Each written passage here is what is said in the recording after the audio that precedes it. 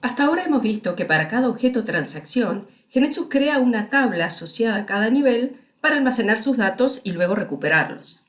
La transacción en su forma natural se utiliza para poder realizar las operaciones de inserción, modificación y eliminación en esas tablas a través de sus pantallas y por otro lado para poder navegar, recuperar los datos de esas tablas. Ya hemos visto que podemos asociar un data provider a una transacción con el fin de poblar sus tablas con datos. En este escenario, el data provider es utilizado únicamente para inicializar. Luego la transacción se comportará normalmente y accederá a sus tablas para recuperar la información y permitirá entonces insertar, actualizar y eliminar registros del modo habitual. Observemos la propiedad UpdatePolicy, que toma el valor updatable que permite estas actualizaciones y este comportamiento. Pero también podemos modificar este comportamiento de la transacción e impedir que se puedan actualizar los datos. Es decir, una vez inicializadas las tablas con datos, estos mismos no podrán modificarse ni podrán agregarse datos nuevos. Para esto se deberá cambiar la política de actualización, que por defecto toma el valor updatable, e indicarla como read-only. Veremos ahora que es posible conservar los usos habituales de la transacción, pero sin que la información se encuentre almacenada en las tablas asociadas. En definitiva, tendremos un caso de transacciones a partir de las cuales no se crean tablas en la base de datos de la aplicación. Esto lo podemos lograr indicando que el data provider asociado a la transacción será utilizado para recuperar información, retrieve data. Pero si no se crean tablas, entonces de alguna manera tendremos que especificar de dónde se recuperará la información cada vez que el usuario quiera navegar sus datos. Y también tendremos que especificar qué hacer cuando el usuario ingrese datos en la pantalla y quiera insertarlos, actualizarlos o eliminarlos de las tablas correspondientes.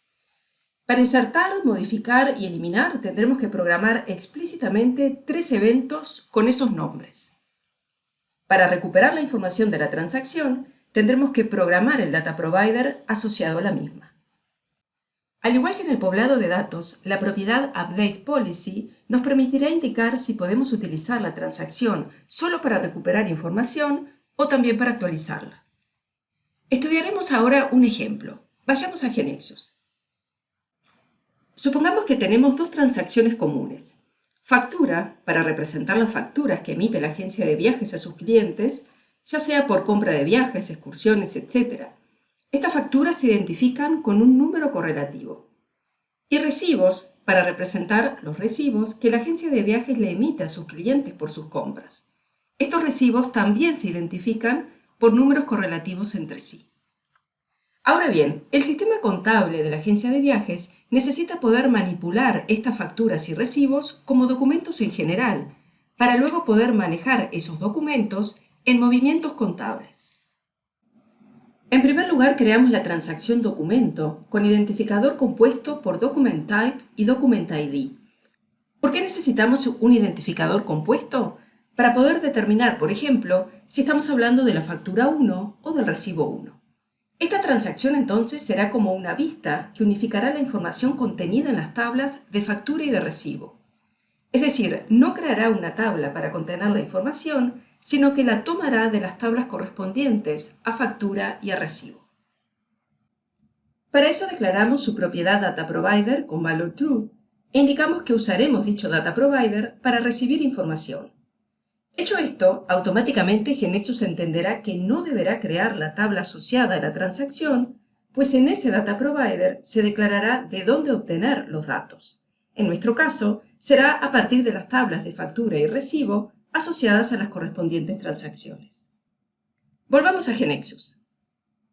Hemos definido ya la transacción documento con su identificador compuesto por Document ID y Document Type, y hemos marcado también las propiedades correspondientes.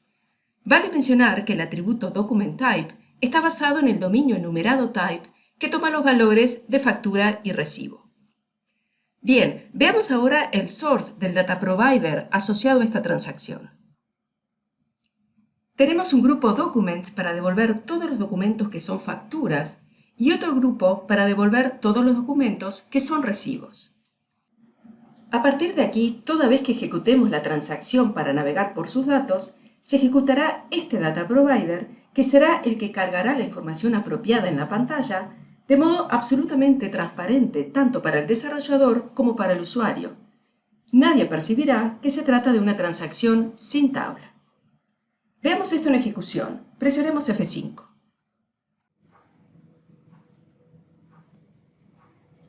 Es importante detenernos a observar el reporte de análisis de impacto, donde se informa claramente que documento es una transacción dinámica. Reorganizamos y ejecutamos la transacción documento. Vemos que las facturas y recibos se encuentran integrados y que podemos recorrer esta información sin percibir que no hay una tabla asociada. Bien, luego de esto, la transacción dinámica se utiliza como cualquier otra transacción. Por ejemplo, si queremos listar todos los documentos ordenados en forma descendente por fecha, podemos crear un procedimiento con un for each como el que estamos viendo. En el print block habremos insertado los atributos correspondientes al documento en la forma habitual y GeneXus se encargará de obtener estos datos a partir del data provider que contiene su lógica. Es muy interesante detenernos a observar que este for each tiene declarada document como transacción base.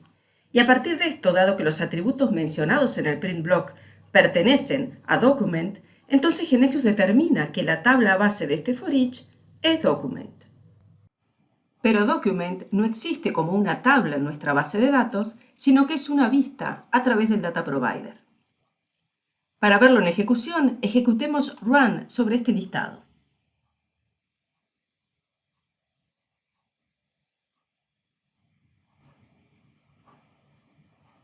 Ahora bien, las transacciones no se utilizan solamente para recuperar sus datos, sino también para actualizarlos.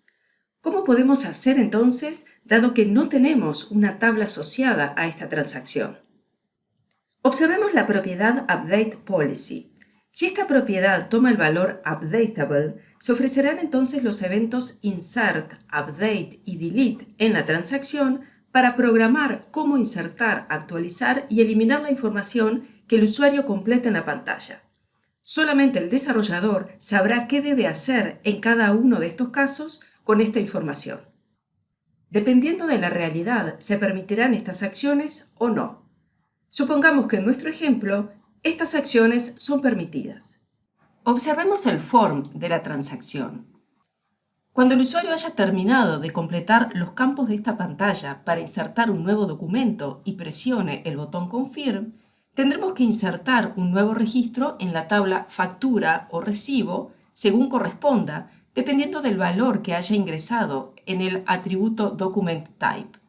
Observemos entonces el sector de los eventos de la transacción. Hemos programado el evento Insert, utilizando para esto las variables factura y recibo basadas en los tipos de datos Business Component de factura y recibo respectivamente. Previamente hemos marcado en True la propiedad Business Component de cada una de estas transacciones. Vale mencionar que en lugar del método Insert del Business Component, podríamos haber utilizado el método Save. Observemos que no necesitamos escribir el commit, puesto que estamos en el contexto de la transacción Document, que sigue teniendo la propiedad CommitOnExit en Yes por defecto, y esto significa que hará su commit en forma implícita. Veamos ahora cómo codificar el evento Update. Como no sabemos qué campos modificó el usuario, entonces asignamos todos los valores y aplicamos el método Update a la variable Business Component. Y finalmente, el evento Delete para eliminar el registro ya sea de la factura o del recibo según corresponda, aplicando el método Delete a la variable Business Component. Veamos ahora qué sucede si tenemos reglas especificadas a nivel de la transacción dinámica. ¿En qué momento se van disparando? ¿Qué pasa con el árbol de evaluación? Bien, tanto el árbol de evaluación como los momentos de disparo de las reglas es idéntico a si tratáramos con una transacción habitual. Veamos un ejemplo. Supongamos que tenemos las siguientes reglas declaradas en la transacción documento. Estamos asignando por defecto la fecha de hoy y estamos controlando que el importe sea mayor que 0. Vamos a verlo en ejecución. Presionemos F5. Ejecutamos la transacción documento. Vemos la fecha de hoy por defecto y vamos en primer lugar a insertar una factura con importe 2.500. Bien, vamos ahora a intentar insertar una nueva factura, pero dejando el importe en 0. Y vemos que se dispara la regla error. En cuanto a los mensajes de éxito o fracaso disparados en la ejecución de los business component, factura y recibo, también podemos recuperarlos. Para eso declaramos la variable messages basada en el tipo de datos messages, colección, como parámetro en cada uno de los eventos insert, update y delete a nivel de la transacción. Estos mensajes son desplegados en el form de la transacción dinámica de forma totalmente transparente. A modo de ejemplo, vayamos a las reglas de la transacción factura y supongamos que tenemos declarada esta regla error que controla que la fecha no pueda ser posterior a la actual. Vamos entonces a ejecutar nuevamente nuestra transacción dinámica documento e intentar insertar a través de ella una factura con la fecha de mañana. Presionemos F5. Ejecutamos documento nuevamente. Insertamos una nueva factura, pero ponemos una fecha posterior a la actual y al momento de confirmar, vemos en el form de esta transacción dinámica el mensaje de la regla error que hemos declarado en la transacción factura. Avanzando un poco más en nuestro ejemplo, recordemos que hemos dicho que el sistema contable de la agencia de viajes necesita manejar a todos los documentos como movimientos contables.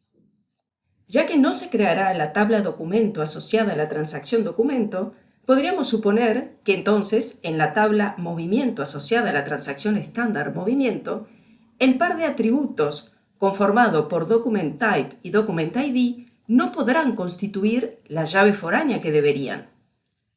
Entonces, ¿qué va a suceder con el control de la integridad referencial? GeneXus podrá resolverlo. Como la integridad referencial debe asegurarse, GeneXus genera triggers de SQL para asegurarla. Por lo tanto, podemos decir que el par formado por document-type y document-ID constituyen en movimiento una pseudo llave foránea. En definitiva, no se permitirán eliminar en documentos facturas o recibo para los que haya un movimiento, y tampoco se permitirá ingresar un movimiento que no exista como documento. Repasemos ahora los conceptos que hemos aprendido. Cuando la propiedad Data Provider a nivel de una transacción toma el valor true, GeneXus nos pregunta ¿para qué lo vamos a utilizar? Si indicamos que lo usaremos para poblar la tabla con datos, entonces la transacción generará sus correspondientes tablas asociadas. A través de la propiedad UpdatePolicy, permitiremos o no la actualización de registros de la forma habitual. Cuando la propiedad DataProvider asociada a una transacción toma el valor true e indicamos que lo vamos a utilizar para recibir datos, entonces GeneXus entiende que dicha transacción no tendrá tablas asociadas y que realizará una vista a partir de dicho DataProvider. Luego, según el valor que indiquemos en la propiedad UpdatePolicy, se deberán programar los correspondientes eventos para permitir insertar, modificar o eliminar registros en las tablas correspondientes. Para finalizar, vale mencionar que hemos visto un único caso de uso de transacciones dinámicas, pero hay múltiples casos, como por ejemplo selección, agrupación de datos y relaciones temporales que abordaremos en otros cursos. Se puede acceder a más información desde el link en pantalla.